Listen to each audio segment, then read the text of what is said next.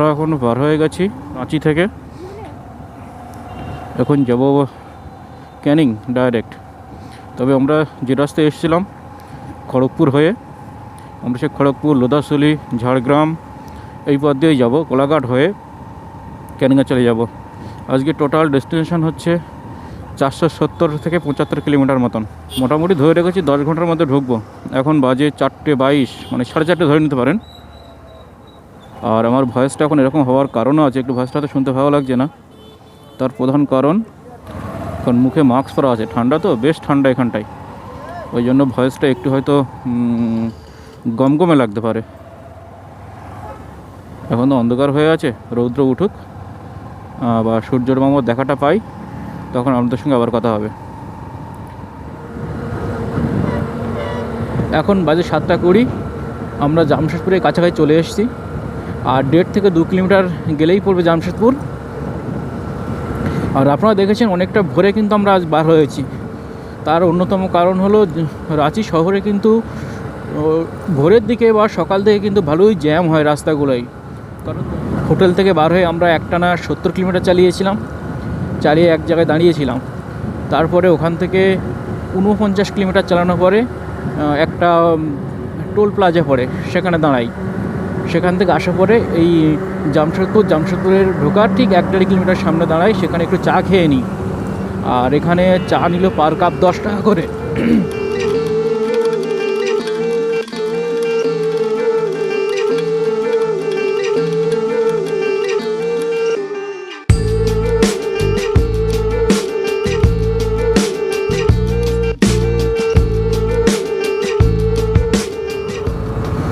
আমরা যে রাঁচি ঘুরতে এসেছি এর কোনো প্রস্তুতি কিন্তু আগে থেকে ছিল না।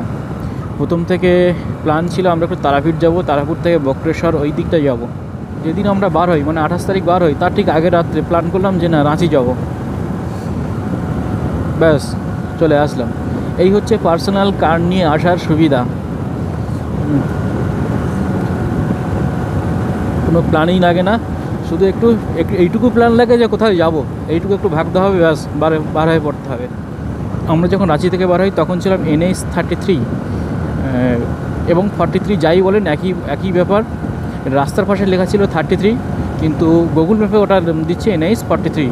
যাই হোক, এখন নাম অনেক পরিবর্তন হয়ে গেছে, তবে 33, 43 যাই বলুন একই ব্যাপার। এখন আছে NH 18।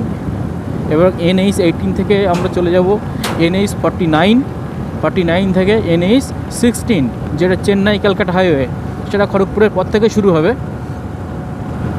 গিয়ে সোজা কোলাঘাট হয়ে আমরা চলে যাব দ্বিতীয় হুগলি সেতু থেকে পার হয়ে মা ফ্লাইওভার হয়ে সোজা বারুইপুর হয়ে আমরা ক্যানিংয়ে ঢুকবো।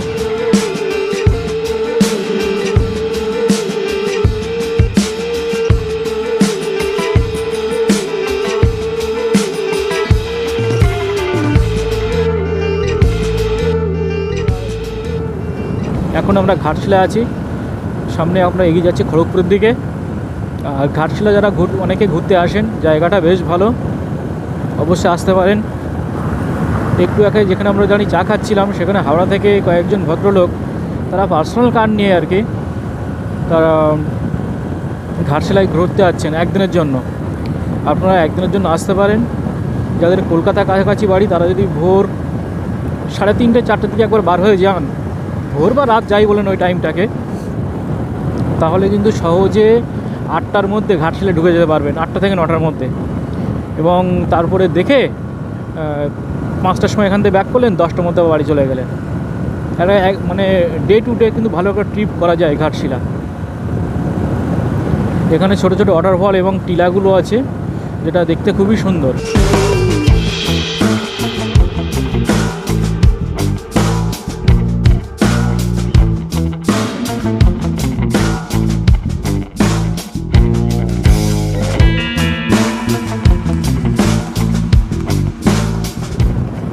ছোটনাগপুর যে এরিয়াটা বা যে লোকেশনটা, সেটা কিন্তু আমাদের বাংলা এবং বাঙালির কাছে বেশ একটা মধুর জায়গা। আমরা মধ্যযুগের সাহিত্য বা আধুনিক যুগের সাহিত্যিকদের কাতায় দেখে এসেছি বিভিন্ন তাদের সাহিত্যের যে রচনাভঙ্গি এবং তাদের সাহিত্যকর্ম, সেখানে কিন্তু বায়ু পরিবর্তনের জন্য এই এরিয়াটাকে বারবার প্রেফার করা হয়েছে। এবং আমাদের যে সাহিত্যিকদের যেগুলো লেখাগুলো পাই আমরা, পুরাতন যুগের বা ইতিহাসের যে কোনো তথ্য পাই কিন্তু সাহিত্যিকদের মাধ্যম দিয়ে। সেই লেখালেখিগুলো থেকেই কিন্তু আমরা সেসব তথ্যগুলো পাই। সেখানেই দেখতাম যে সে বঙ্কিম সাহিত্য বলুন, শরৎ সাহিত্য বলুন বা রবীন্দ্র সাহিত্য, যে কোনো সাহিত্য বা সাহিত্যিকরা কিন্তু বায়ু পরিবর্তন করার জন্য এই এরিয়াটায় আসতেন। রাঁচি, ঘাটশিলা, মধুপুর, দেহগড়, বিভিন্ন সময় কিন্তু সাহিত্যিকরা এইসব জায়গায় এসছেন বায়ু পরিবর্তন করার জন্য। যদি বাংলা সাহিত্য দেখি তাহলে কিন্তু মধ্যযুগটা যদি দেখি তাহলে এই ছোটনাগপুর বা আমাদের বীরভূম, বাঁকুড়া ওই সাইডটা সাহিত্যিকদের বেশি দেখা যায় মধ্যযুগে। আর আধুনিক যুগে সাহিত্যিক বেশি দেখা যায় কলকাতা এবং ঢাকা, এই যে এরিয়া, এবং কলকাতা এবং ঢাকা যে এরিয়া, এই এরিয়ায় যে সাহিত্যিকরা সবাই কিন্তু আমরা সাগর বা নদী দিয়ে ঘেরা আমাদের যে পরিবেশটা, সেইখান থেকে দাঁড়িয়ে পাহাড়টা কিন্তু আমাদের কাছে একটা আলাদা ভালো লাগার জায়গা। এই জন্যই আধুনিক যুগে সব মানুষরা বা ধনীরা যারা একটু বায়ু পরিবর্তন বা পরিবেশ পরিবর্তনের কথা যখনই ভাবতেন, তারা কিন্তু খুব সহজেই এই সব জায়গাগুলো চলে আসতেন। আমরা যারা দক্ষিণবঙ্গে থাকি তারা কিন্তু সবসময় উত্তরবঙ্গ অর্থাৎ পাহাড়ের দিকে কিন্তু আমরা ছুটি, পাহাড়ে ফিল্ডটা নেওয়ার জন্য।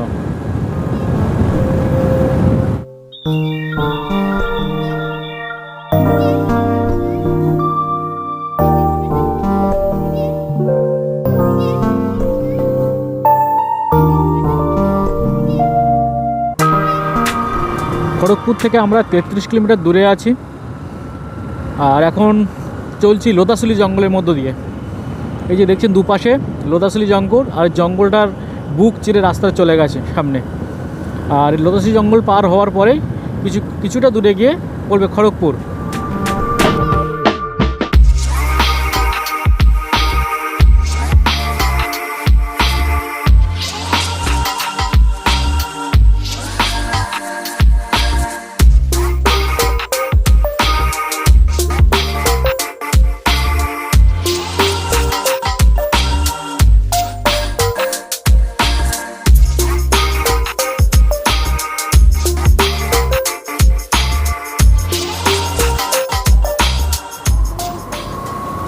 খড়গপুর চলে এসেছি, এই যে সামনে বোর্ড দেওয়া আছে খড়গপুর সিটিতে যেতে হলে ঠিক এই আমরা ওভারব্রিজ ওপরটা নিয়ে নেব। আর যারা খড়গপুর সিটির মধ্যে যাবে তারা এই নিচ সাইডটা নিতে হবে, এই সাইডটা নিয়ে ভিতর দিয়ে চলে যেতে হবে। আমরা যেহেতু খড়গপুর ঢুকবো না, আমরা চলে যাবো সোজা পাঁশকুড়া হয়ে কোলাঘাট, ওটা ব্রিজের ওপর উঠে গেলাম। এখন বাজে 11:21, মানে খড়গপুর আস্তে আস্তে আমাদের 11:30 বেজে গেল।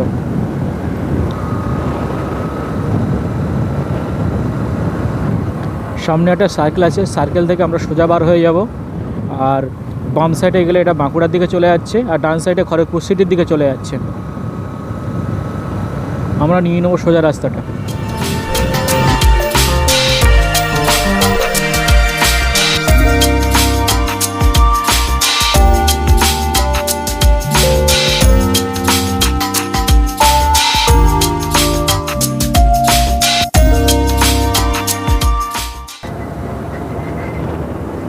এটা চলে যাচ্ছে বাঁকুড়ার দিকে, বাঁকুড়া, পুরুলিয়া এদিকটা চলে যাচ্ছে।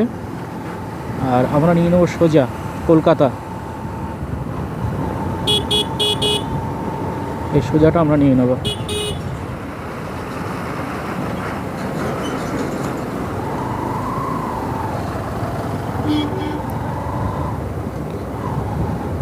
এখন আমরা আছি NH 49-এর উপরে।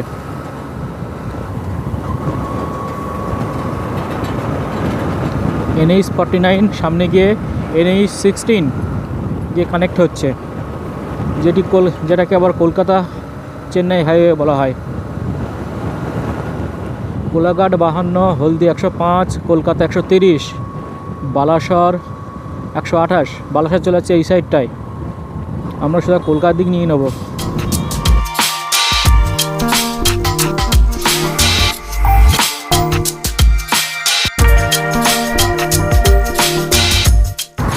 বালাসর বা চেন্নাই যে হাইওয়ে, উড়িষ্যার দিকে বা চেন্নাইয়ের দিকে বা ভাইজাগে যেতে চাইলে অবশ্যই এই রাস্তায় উঠতে হবে, এই ফ্লাইওভারটা ধরে নিতে হবে। এটা কানেক্ট হয়ে যাচ্ছে NH-16, আর আমরা সোজা যাবো, এটাও কানেক্ট হচ্ছে NH-16। NH-16টা ওদিক দিয়ে এসে এটার সাথে কানেক্ট হয়ে গেছে।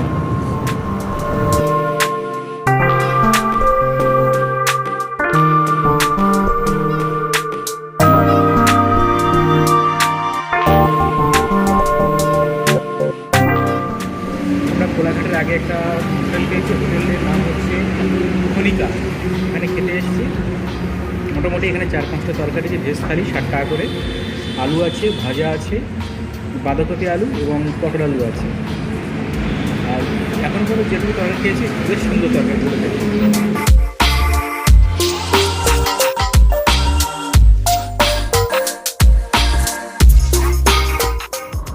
খনিকায় আমরা খানিকক্ষণ খাওয়া দাওয়া করে লাঞ্চটা সেরে বার হয়ে গেলাম। এবার সামনে আমাদের পড়বে কোলাঘাট। কোলাঘাট এখান থেকে 5 কিলোমিটার দূরে, মানে কোলাঘাটের 5 কিলোমিটার আগে আমরা লাঞ্চটা সেরে নিলাম। সামনে বাঙালিদের কাঙ্ক্ষিত জায়গা দীঘা। শীত, গরম, বর্ষা, দীঘায় ভরসা। দীঘা যেতে গেলে অবশ্যই এই যে এই সাইডের যে রুটটা, এই রুটটা ধরতে হবে আপনাদের। ধরে উপরে যে ফ্লাইওভারটা দেখতে পাচ্ছেন, ওই ফ্লাইওভার দিয়ে দীঘা হলদিয়া যে হাইওয়ে, সেই হাইওয়েতে কানেক্ট হয়ে যাচ্ছে।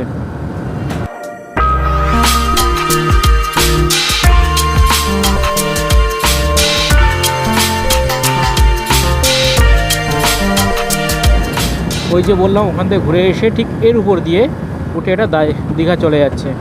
আমরা দীঘার দিকে যাচ্ছি না, আমরা যাচ্ছি সোজা কোলাঘাট। কোলাঘাট হয়ে হাওড়া।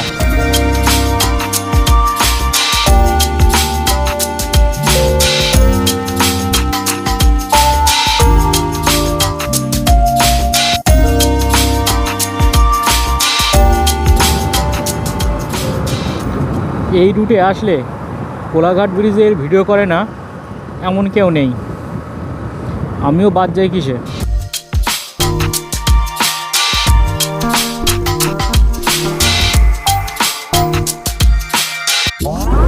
যারা বাইক ট্রিপ করে তাদের কাছে কোলাঘাট ব্রিজটা কিন্তু এক ঐতিহ্যশালী ব্রিজ। বাইক ট্রিপের প্রতিটা যে ইউটিউবার চ্যানেল আছে যারা বাইক রাইড করে, তারা কোলাঘাট রুটে আসলে এখানকার ব্রিজ, এখানকার ছবি কিন্তু থাকবেই। আমিও আজ সেই পথে হাঁটলাম।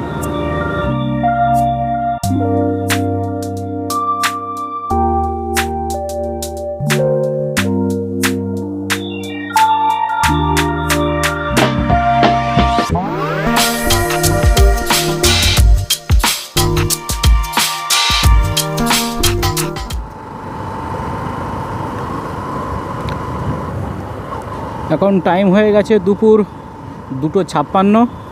আমরা চলে এসেছি দ্বিতীয় হুগলি সেতু বা বিদ্যাসাগর সেতু। এই ব্রিজটা যখনই পার হওয়া হয় তখনই মনে হয় যেন ঘুরতে যাচ্ছে এমন একটা ফিল কিন্তু হয়। আবার যখনই এটাকে পার হয়ে এপারে চলে আসি, যে বাড়ি চলে আসলাম, সে যার যত দূরে বাড়ি হোক না কেন। আমার বাড়ি এখান থেকে এখনও প্রায় 50 কিলোমিটার, কিন্তু এই ব্রিজটা যখন উঠলাম মনে হলো না এবার ঘরে চলে এসেছি। ব্রিজটা একটু কাজ চলছে এখন, ওই জন্য খুব ন্যারো করে দেওয়া আছে। ওই সাইডটা এখন কাজ চলছে।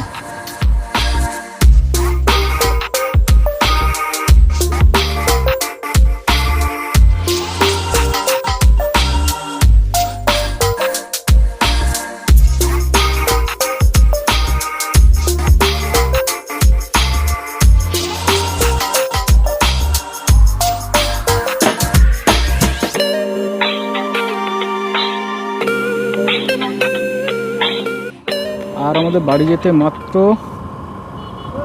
15 কিলোমিটার, তারপরেই বাড়ি। যেতে আর কত 20 মিনিট থেকে 25 মিনিট লাগবে।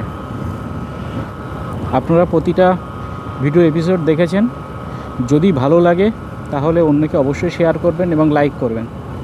আর আপনাদের পরিচিত কেউ যদি পাত্রকু ভ্যালি বা নাচি ট্যুর করতে চায়, তাকে অবশ্যই ভিডিওটা রেফার করবেন। এই পাত্রকু ভ্যালি ট্যুরিং এপিসোড হয়ে গেলে পরে আরেকটা এপিসোড আসবে, সেই এপিসোডে কত খরচ হলো, কত কিলোমিটার গেলাম, মানে A to Z হোটেল ভাড়া কত এমনি বলে দিয়েছি, এবং সবগুলো মিলে একটা বাজেট কত হয় সেই সংক্রান্ত একটা ভিডিও থাকবে। আমাদের থাকার কথা ছিল 2 দিন, বাট আমরা একদিনে মোটামুটি সবগুলো কমপ্লিট হয়ে গেছে বলে আমরা আর এক্সট্রা একদিন থাকিনি, চলে এসেছি। এবার আপনারা গেলে কোথায় কোথায় ঘুরবেন, বা আমরা যেগুলো মিস করেছি, যেগুলো আমরা যাইনি, সেগুলো গেলে কোন রুটে পড়বে, কিভাবে যাবেন, সব তথ্য সেই ভিডিও থাকবে। ভিডিওটা দীর্ঘায়িত করছি না, এখানে ভিডিওটা শেষ করছি।